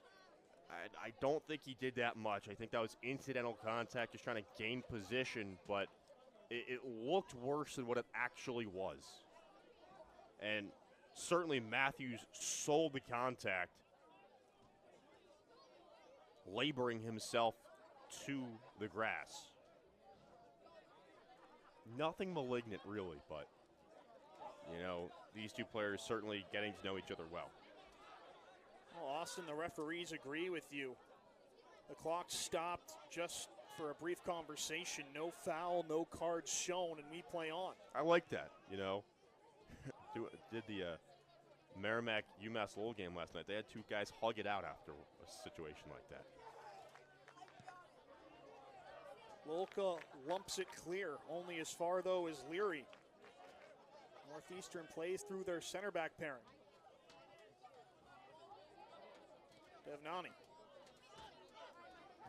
Quick 1-2 with Gardner. Along the edge of the 18, Matthews into the middle. Flowers inches away from equalizing. Northeastern can't get the follow-up to go either. That's two gilt-edged chances for the Huskies in the last 5 minutes. Dartmouth lucky they're still in the lead. That was a wonderful set by Matthews. Perfect pass, just like we saw in the win over Monmouth a few days ago. Flowers unable to convert it. Would have been a really tough play to make. Matthews, what a creative, talented player. With less than 15 minutes to go, the match is really starting to open up. Schmidt feels contact from behind. Magnon does not foul him, to the dismay of the Northeastern bench. Devnani runs right into Fenton, a strong tackle from the senior captain.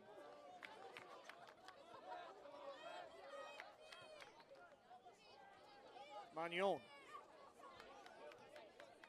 spots Rolla Mullis. They work it wide, Lolka. Gardner reads the play well. But Dartmouth continues to press, and they turn Northeastern over. Here's Spicer. Boltinson, the curler beats Jan. 3-1 Big Green, but it's ruled offside.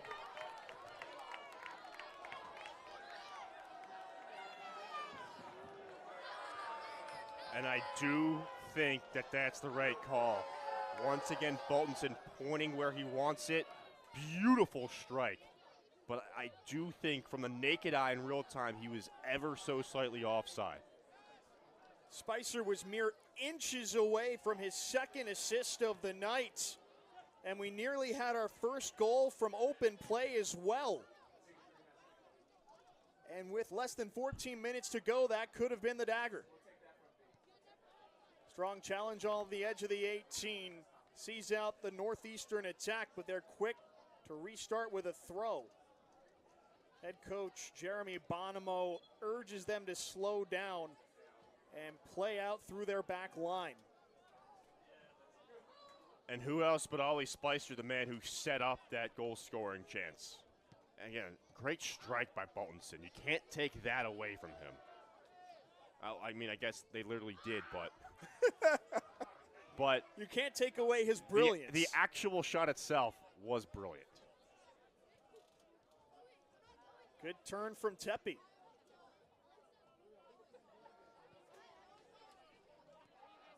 Gardner along the near side. Out of the range of Tepe. and Prado can't hunt it down. Goal kick Dartmouth. Jeffries is down. I did. That was hilarious. So another look at the near goal call. You see him, and just maybe a half foot in front of the 18. Both of his goals at Vermont required excellent finishes to beat an all-conference goalkeeper in Nicholas Herseg. But if that goal had stood, that would have been the best of the bunch. Yeah. Jeffries pops up. Second scare for him tonight. It didn't look like Dartmouth was gearing up to send in a goalie or have anybody warm up. You mentioned the injury to Konstantinos Delis, so Matt McPherson would have been the guy.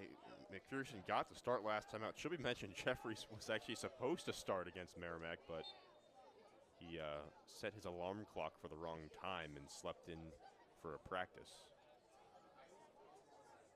He's learned his lesson, and when he's been called upon tonight, he's answered the bell. The only Northeastern goal against him was a Bryce Flowers first half penalty.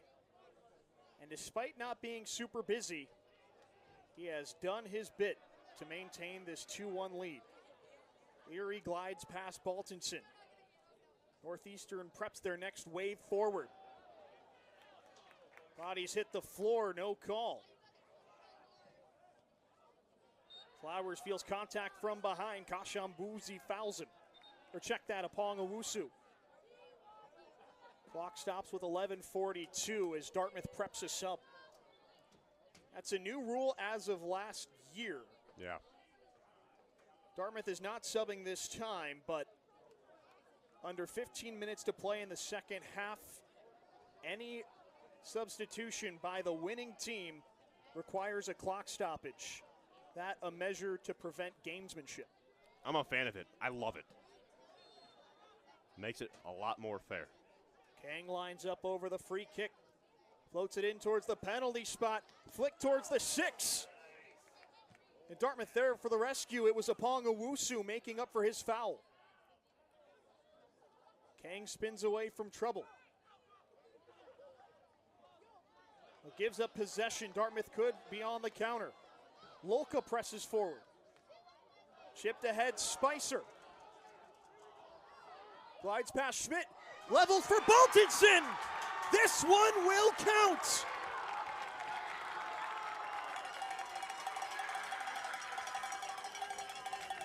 An expertly executed counterattack receives a clinical finish.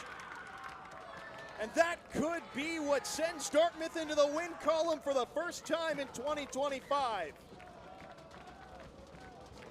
Sensational stuff once again. Spicer creates the separation with his defender, and instead of playing hero ball, he could have shot it. Would have been a brutal angle. Makes the wonderful pass, and Baltinson delivers. We'll have to name a man of the match at some point tonight, but Spicer has been involved in all 3 goals. In just his 5th career match, he has a 4-point night. You just don't see that. I think this one's cut and dry. You rarely see the 4-point games at the Division I level. You got to be a special player. You got to be a special player, and Spicer has been up to the standard that we thought he would be. He has been everything as advertised and then some. Still 11 minutes separate Dartmouth from their elusive first victory. And with a 2-goal edge, they're looking to avoid a repeat of what happened at Virtue Field back on the 9th. It's a good point. I think a couple things separate. Dartmouth had that 3-1 lead at Vermont a little bit earlier in the second half than how it's shaped out now. And then also, of course, Northeastern not the reigning champs. So they don't have that, literally the championship pedigree that the Catamounts have.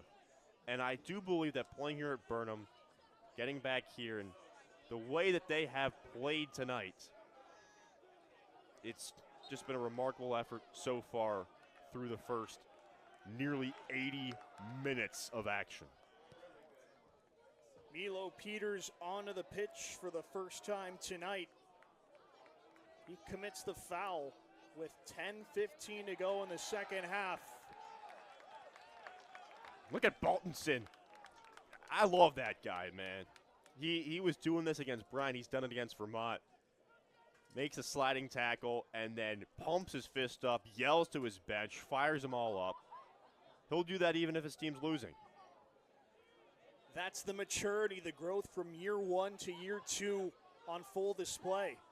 Last season, he relied a lot on what he knew playing in youth football up through the club level in Iceland, looking to get behind defenses, make the runs, but he's added a lot to his game this season. He's become much better in hold-up play. He's embraced his defensive responsibilities leading the line, and that's a perfect example. Goes all out to dispossess Northeastern and prevent a potential counterattack. Tepe gets tangled up right by the corner flag and keeps the move alive for Northeastern. Prado looking for Devnani, and Jeffries can't save the out of bounds. Magnon, or rather Fenton, concedes a corner kick. Good effort by Fenton with the way he positioned his body, but with the way that was going, tough for him to gain leverage.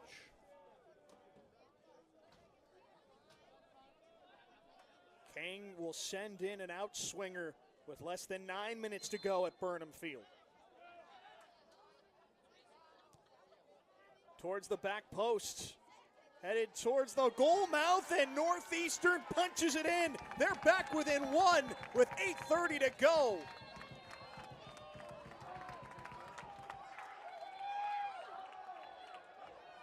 There's a little extracurricular activity inside the net.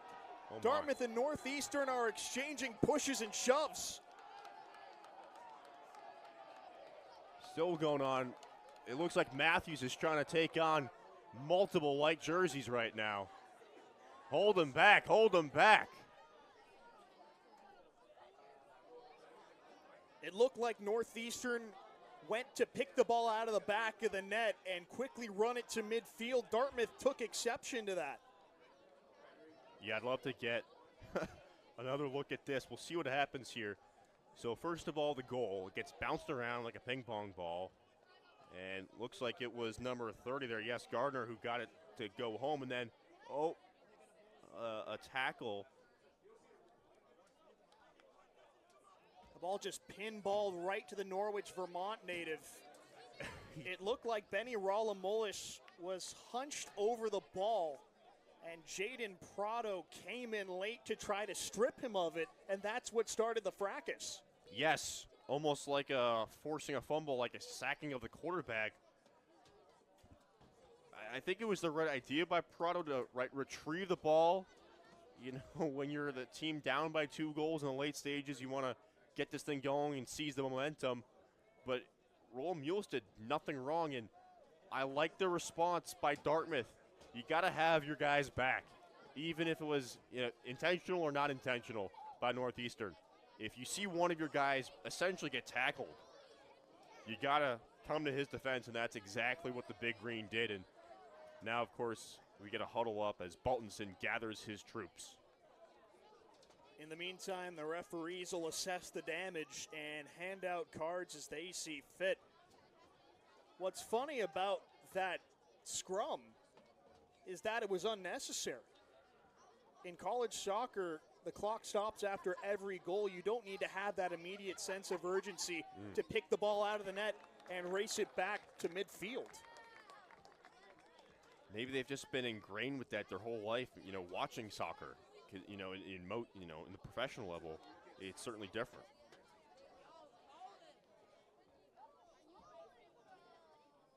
I would agree with that. You normally see that. It's the gut reaction when you score a goal in the midst of a comeback bid, and perhaps Prado just did not. Whoa, red card. Matthews has just been given a red card. And that might stop the comeback bid in its tracks. Northeastern is down to 10 men. And Matthews, arguably their best player. Wow. And after conceding, Dartmouth's crowd is fired up. I mean, you rarely see a situation in which the team that scores the goal ends up losing momentum.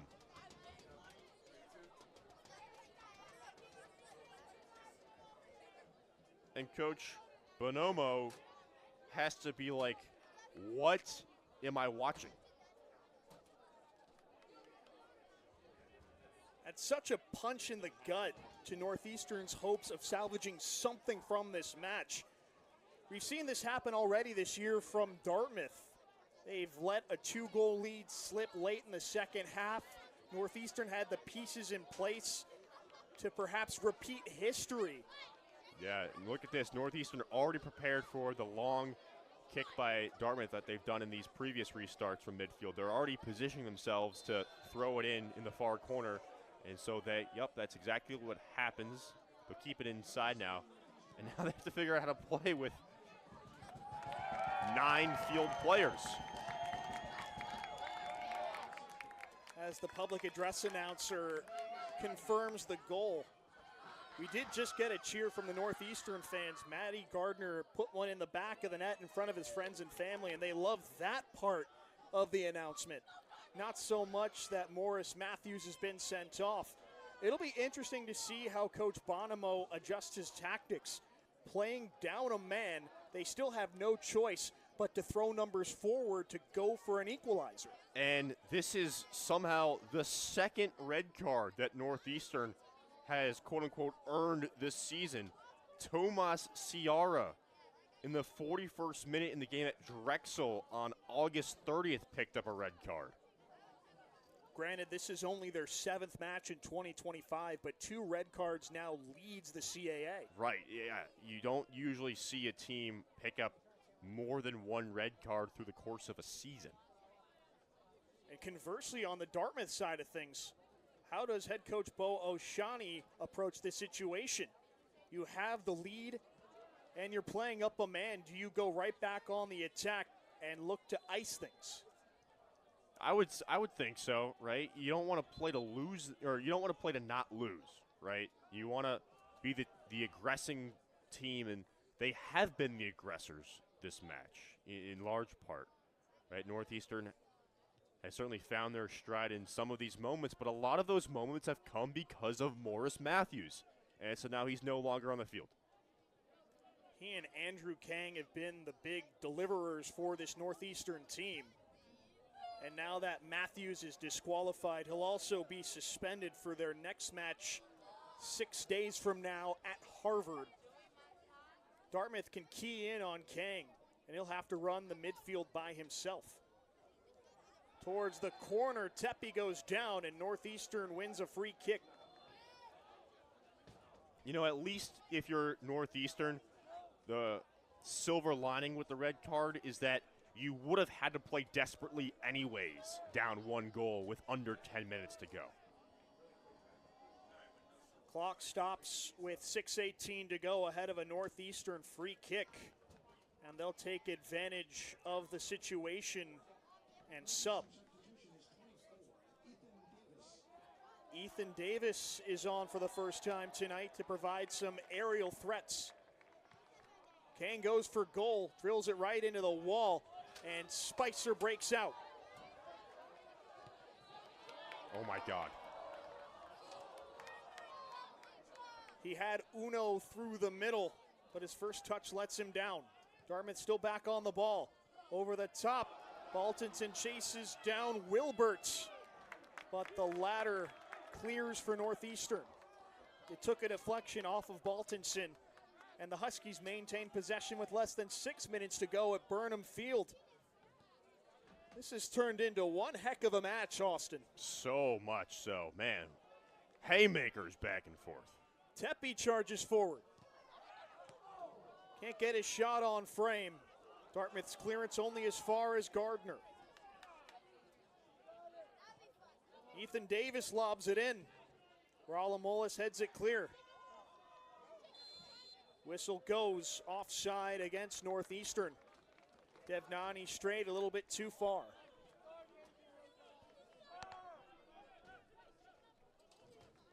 The energy levels have spiked at Burnham Field.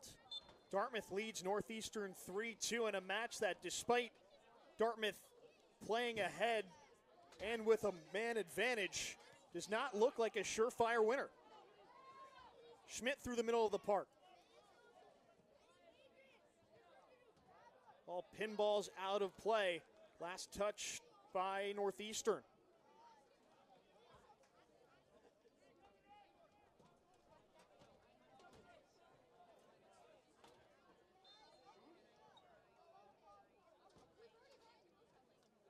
I'll tell you what, if Dartmouth is going to win their first match of 2025, they will earn it.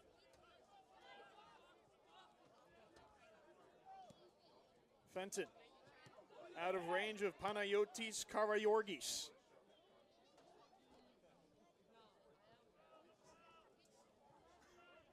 Devnani floats it over Baltinson to the waiting Ethan Davis. They switch back to the near side, Gardner.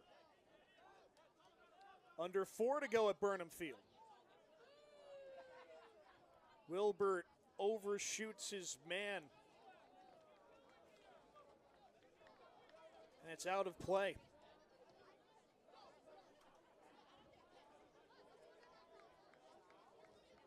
He had Cade Tepe on the edge of the 18, just a little too much arc on that long ball. Might as well go for it. Their previous pushes have been a little bit better.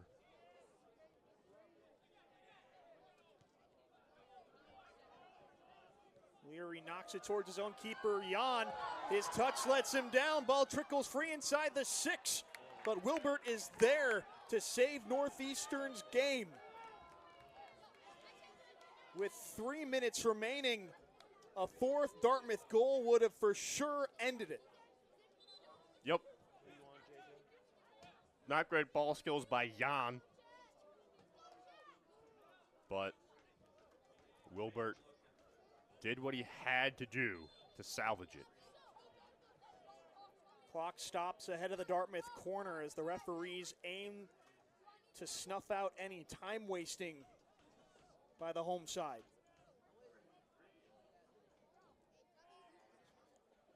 They keep it in the corner. Yes, this is legal time wasting now. And they win a throw.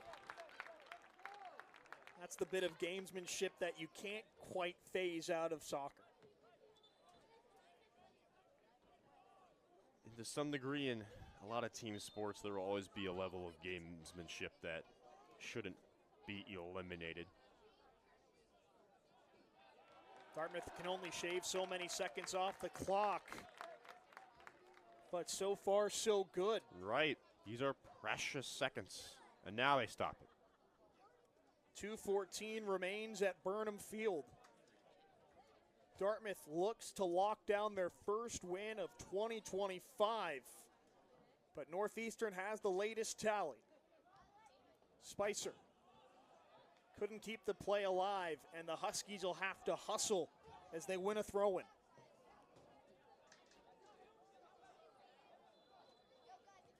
Whistle goes. Davis advanced a little too far before releasing the ball.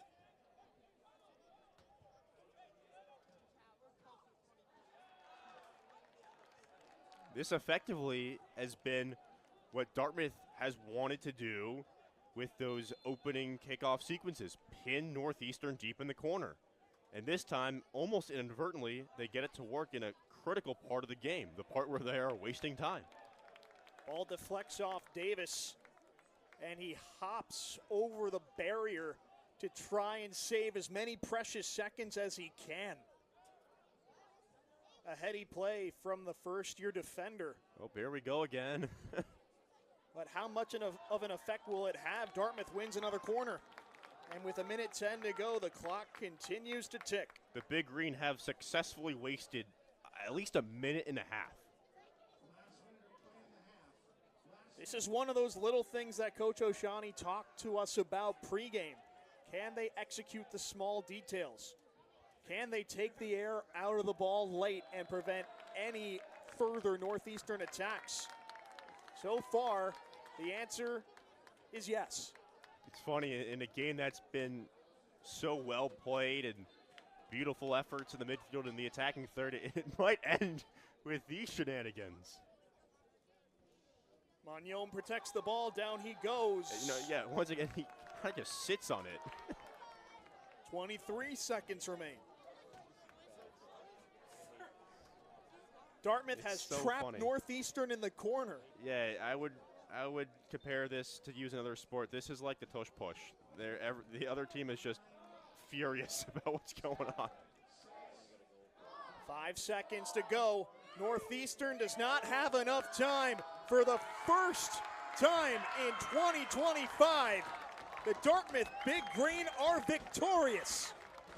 3-2 the final over Northeastern. It was a hard-fought back-and-forth affair, but the Big Green do just enough to get into the win column. Beautiful game. Ollie Spicer, the man who was involved in all 3 goals for the Big Green, the first-year player from England with the absences of his fellow elite playmakers. Trenton Blake injured in the first minute. No sight of Vasilios Miras today. A late scratch. But Spicer stepped up, and this defense stepped up for Dartmouth in the moments they needed to, and this was a clincher from Baltinson. The green and white will go home happy on this Wednesday night. We'll be back in just a few to recap the action from Burnham Field. Dartmouth 3, Northeastern